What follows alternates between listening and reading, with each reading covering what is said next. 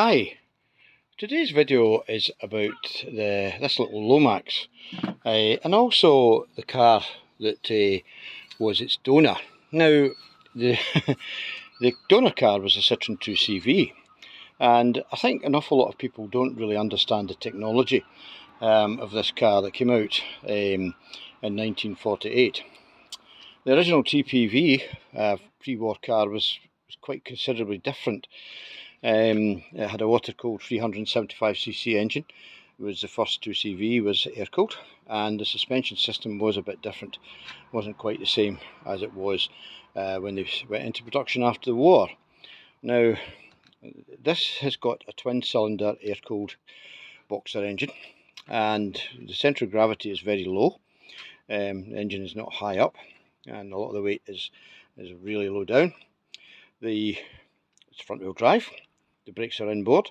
Initially they were drum brakes and later went on to discs. Now this actually is a GSA gearbox, 5-speed box that's on this Lomax, and that's required a bit of hacking about for it to obviously get fitted. The bell housing, as we can see, is from a Visa. This has the holes for the sensors for the timing, and you have to cut the side of the box to allow the clearance for the discs on this particular setup. So I can't see the screen on my phone too well, so hopefully I'm pointing in the right direction. It's very bright and sunny here today. So this has a Visa box and a Visa bell housing and GSA 5-speed box with the GSA larger brakes than the 2CV had. Now this bar, of course, is a strap between the two wings. That wouldn't normally be there. This is the coil from the designed for the 123 electronic ignition. It's based on the Harley Davidson coil. The larger output, higher output, higher resistance secondary, and a lower resistance primary, which basically gives us a much higher spark. To replace pads is easy. You don't have to take wheels off, you don't have to get yourself all mucky, and remember, being inboard, the chances of this getting dirty with all the road muck is much less. So that's one of the big advantages of inboard brakes, plus the fact it reduces the unsprung weight. You'll find this set up in Formula 1 cars. The engine itself in this car was at 1.602. It is an A06635, which was the original engine, and I believe it's done quite a considerable mileage. This had a big bore kit making it 652. I've fitted a Visa carb, which is designed for the 652, and rejetted it. There's two vacuum connections that are not used, and I've just put a rubber piece in there. In the meantime, a couple of 20mm fuses to block them off. It does the job, but it's a temporary job. A lot of things are temporary. Again, I need a proper cover that's just been insulated and some hot melt on there to make sure there's no chance of it shorting. And we've got the vacuum advance connected for the 123 Bluetooth Tune Plus ignition. It runs actually quite well, quite lively actually. I was away to Glasgow yesterday doing a steady 65-70, no problems at all. The chassis, as we can see, is in a good nick. I think it has been replaced at some time after the kit was done. I think initially it did have the original 2CV chassis, but it was replaced. I've changed some rubbers and so on and so forth around here.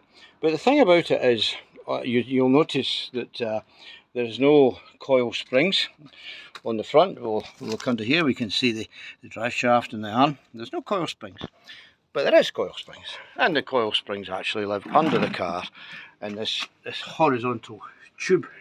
There we go, this horizontal tube. So the springs is a rear shock absorber and the front shock absorber, which as we can see is horizontally mounted. Now the big advantage about that is the springs, which are weighty, are at a very low point of the centre of gravity, which adds to stability. Plus the fact the springs are not getting road dirt, so they're going to be more long-lived. Broken springs on 2CVs are very, very rare indeed, because they live in a canister, which you spray every now and again with the castor oil to lubricate how the spring rubs up and down the inside that can. So the suspension itself is relatively self-leveling. The canister moves backwards and forwards depending on the attitude of the front wheel or the back wheel, and that compensates the opposite wheel, either front or back, and keeps it reasonably level. Also, when you corner, the loaded side, the wheelbase increases, which again improves stability. But what people don't understand is there's no drop links, there's no rubber bushes, there's none of these things that are constantly giving trouble in more modern cars. There's no timing belt, there's no timing chain. Again, another source of trouble. So simplicity always means reliability, and modern manufacturers can all very well say, oh, our cars are very, very reliable, but they have so much in electronics, they have so many more items that can give trouble. Now, the 2CV, for instance, air conditioning is a flap under the windscreen. This doesn't have that. I've got all the air conditioning you want. Mind you, I don't get a lot of heat because there's none. But it's basically a summer car. But the 2CVs, the Dianes, the Amis, etc., did have a pretty decent heater actually from the air-cooled engine. It scavenged some heat from the cylinders and also from the heat exchangers on the exhaust pipes, and that was fed into the cockpit, basically, the passenger space. And they do warm up very fast, so you had heat very, very quickly, no water to warm up. And that's another thing, of course, with an air-cooled engine, you don't have worries with the boiling up, etc., etc. And this engine does have an oil cooler driven from the front fan. Now this one, the Lomaxes tend not to have a fan fitted. Well, they remove the fan, but as we can see here, the fan is still in place, and as is the cooler, which is right behind it and still in the original place where it was in this 2CV. Some people seem to move them, and I've looked at the places where they put them, and I don't agree with it.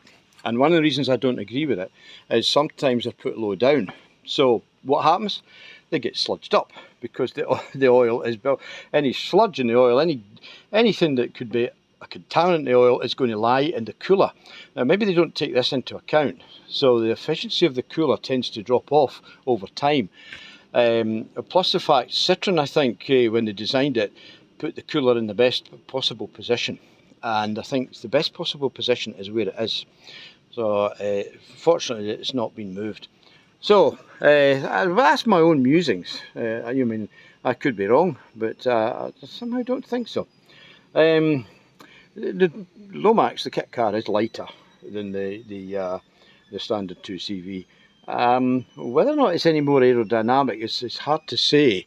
I suspect it probably isn't.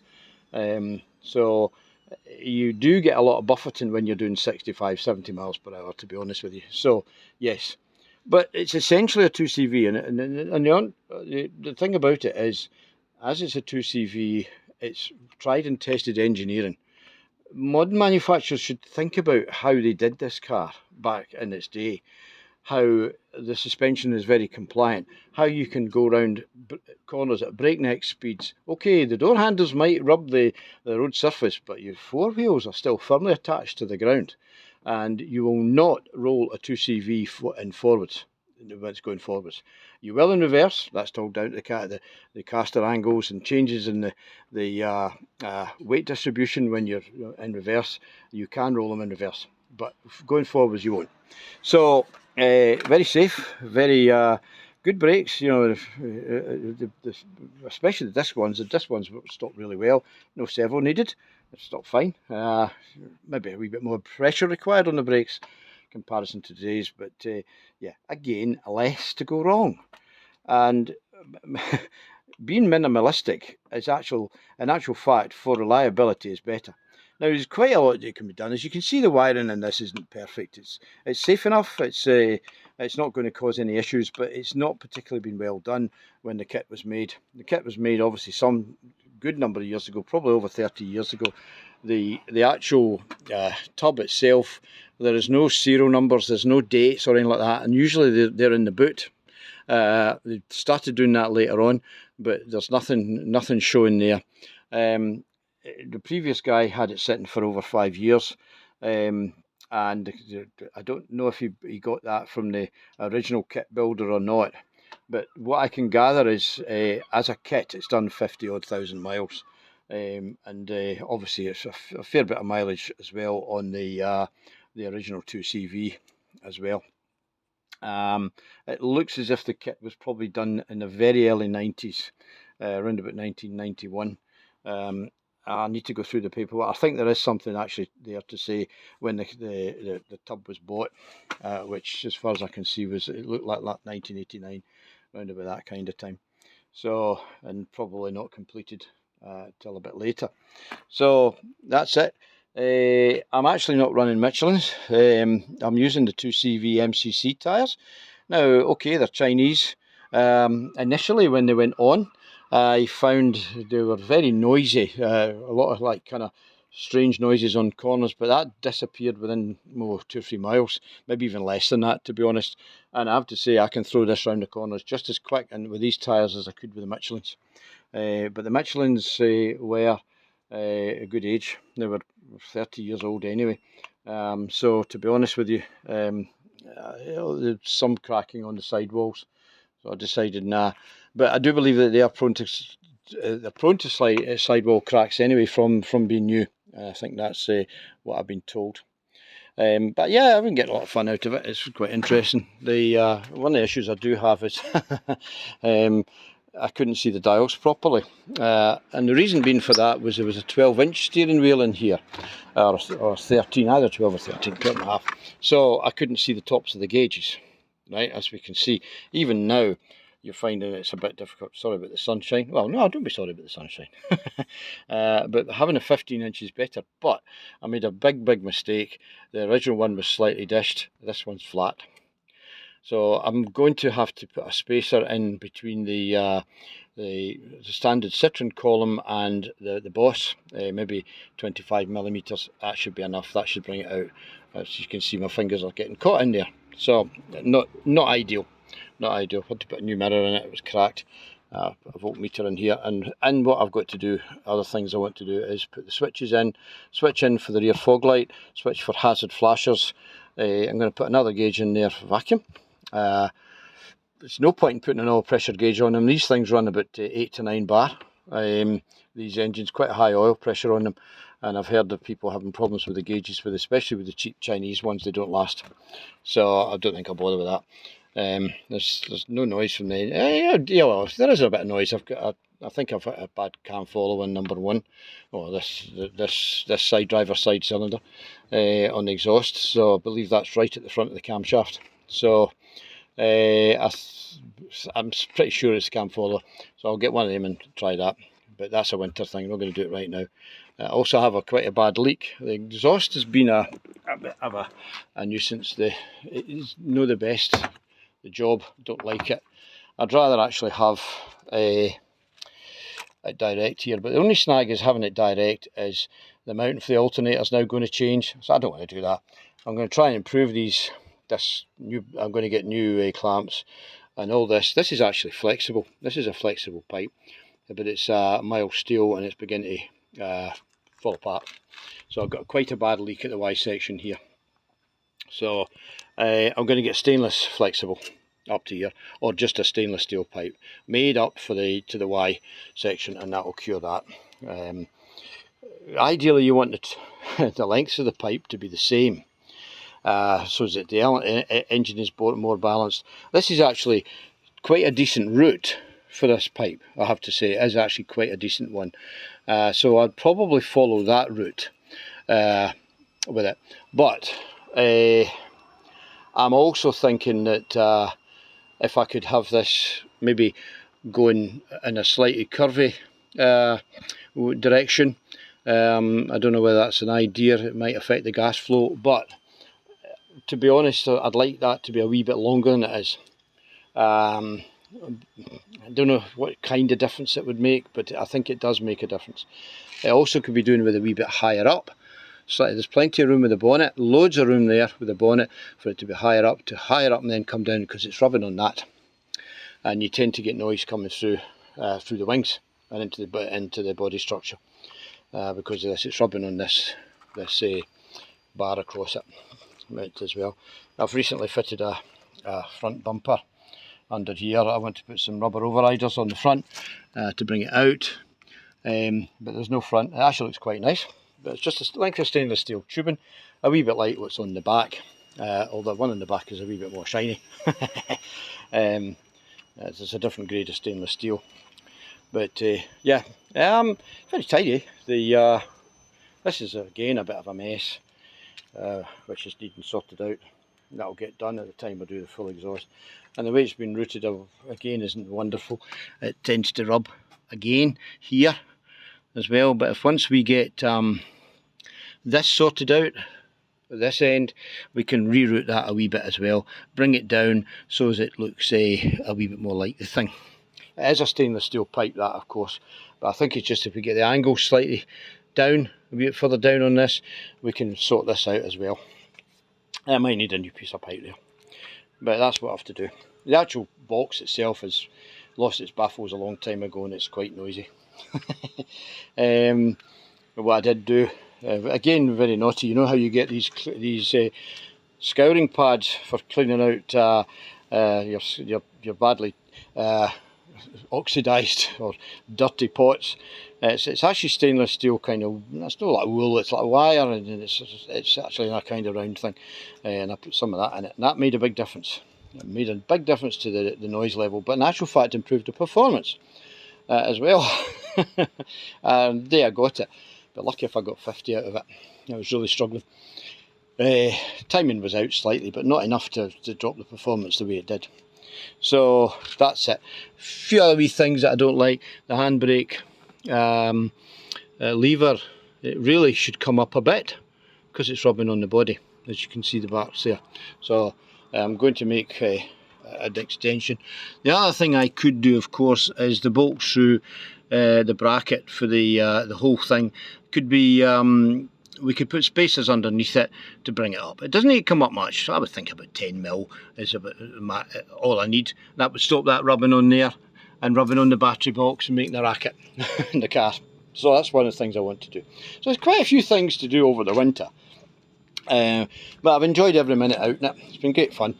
No had a problem with it. It's done everything I wanted to do with it. I say it'll go up to about 70 miles an hour reasonably easily. It's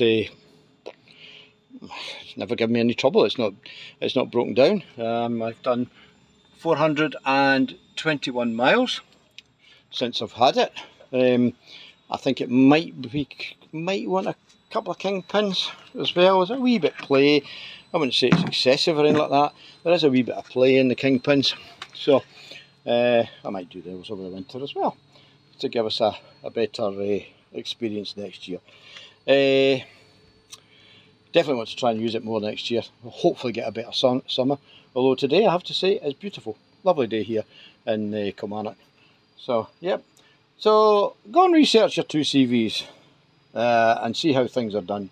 It's very interesting how the whole car was, the conception of the car, and how the suspension is done, about the engine, the gearbox and so on.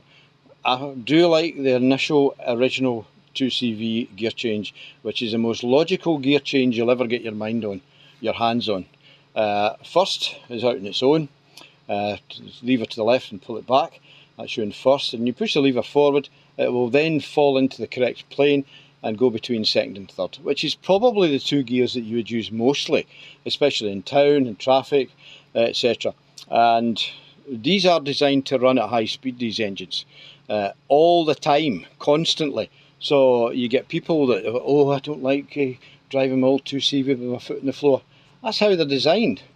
The Diane handbook, when I had a Diane, actually did mention not to run the engines for extended periods at low RPM, as it will damage the engine.